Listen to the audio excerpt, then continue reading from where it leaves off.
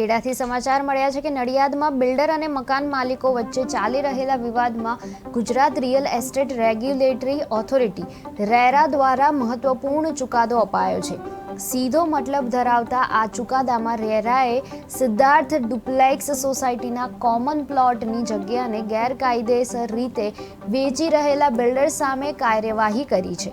બિલ્ડરે corporator palace તરફ રસ્તો આપવા માટે કોમન પ્લોટની માર્જિન પર બિલ્ડિંગ અને કમ્પાઉન્ડ વોલ તોડીને રોડ આપ્યો હતો, જેને લઈને સોસાયટીના પ્રમુખ અને મંત્રીએ નડિયાદ નગર નિયોજક પાસેથી નકશા પ્રમાણે કાયદેસર કાર્યવાહી કરી હતી। આ મામલે રેરા પાસે ફરિયાદ નોંધાતા રેરા ઓથોરિટીએ બિલ્ડર પર ₹5 લાખનો દંડ ફટકાર્યો છે અને 45 દિવસની અંદર વિવાદિત રસ્તાનું નિવારણ કરવાનું સૂચન કર્યું છે। આટલી બધી ફરિયાદો કરી તેમ છતાં એ હજુ એની આંખો ખોલતો નથી। અમારી ફરિયાદ ત્યાં જિલ્લા પંચાયતમાં અને અંદર નગરપાલિકામાં અને પછી છેલ્લે અમે રેરામાં પણ ફરિયાદ કરીને એનો જવાબ મેળવ્યો છે।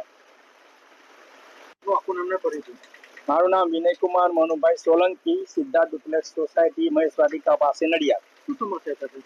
સમસ્યા અમારી કોમન પ્લોટ અને માર્જિન ખુલ્લી જગ્યાની છે।